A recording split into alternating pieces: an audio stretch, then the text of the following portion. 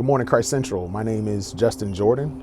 I have been a member here since 2017. You may have seen me on the worship team, but this is my story.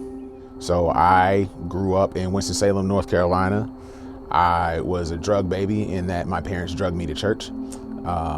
So every Sunday you could find me doing something at the church, whether it be Sunday school, whether it would be, we had a youth usher board, we had a youth choir.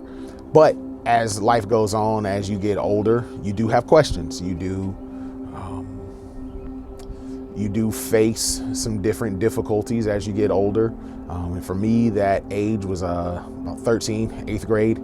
I started having questions that I didn't really get great answers on, which kind of led me down a path of just, I'm going to not hit these big sins, but, there's some stuff I'm going to do.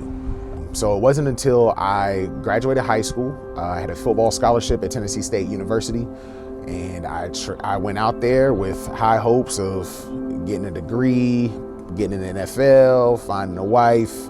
And what I found myself getting into was the college experience that, they warned you about. So for me, it was the party lifestyle, the women, the alcohol, the weed, everything. It was right there. And as a football player, the access to it was just incredible. But then at the end of the day, what was starting to weigh on me was I was just unhappy with God the whole time. So we would have FCA meetings and Fellowship of Christian Athletes, if you don't know. And that would then, I'd sit there and I'd hear them talking about, man, God is good all the time. And all the time, God is good. And it wasn't checking out, because for as much as I was living this lifestyle, I was the man on campus, or, one of the men on campus that, people look to have a good time and all that. It was just, I wasn't there. And, my grades were slipping and I ended up getting hurt. So I had the red shirt on the football team, and I had never really had any adversity athletically where I wasn't on the field. I ended up transferring from Tennessee State after a year and coming back home to Winston-Salem, and did some school down there, moved in with my grandma in Gastonia, did some school down there, but I was still very much in my vices, trying to fill a void that I didn't know only one thing could fill. And it was early in the spring semester. I got a knock on my door from a young lady, part of a campus ministry. I didn't know it was a campus ministry at the time. She invited me out to an event, and I went down there because they had free food. I mean, what college kid doesn't like free food? And from there, we just kind of built some relationships where they ended up inviting me to spring break at Panama City Beach, Florida.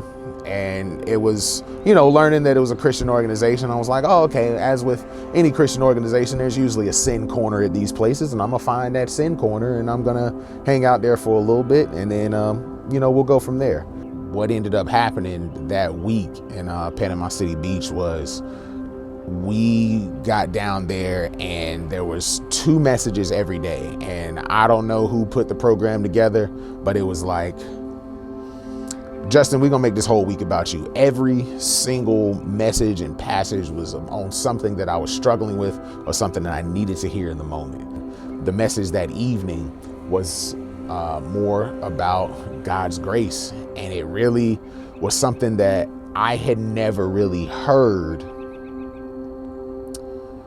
how much God really loved us and what he saved us from. Not only what he saved us from, but what he saved us to. And I spoke with the pastor that evening, and was just after, about three or 4 days of just some pretty direct messages from God and some Holy Spirit conviction. I told him, I was like, I don't want to be like this anymore. He encouraged me to confess that to God, and I went and sat out on the beach and probably prayed for real for the first time in 20 years.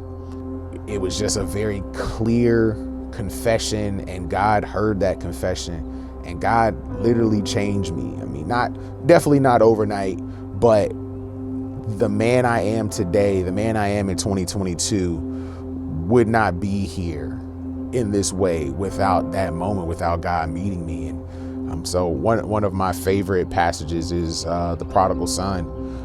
As the prodigal son is kind of hit rock bottom, and it just says, my father's servants live better than this. So as he's coming home, the beautiful part of that story is the father standing, looking, waiting for his son to come home. And as soon as he sees his son, on the horizon, he takes off running towards him. And that's the image of God. And that's what I see that God has done in my life. That no matter how far away I got from him, no matter what I thought we were doing or what I thought that he thought of me, God never stopped loving me. And the moment that I turned back to him, he came and just wrapped me up in his arms as if I never left. So I don't know what you're going through today, but God is waiting on you, ready to run and embrace you in his arms and let you know that he loves you.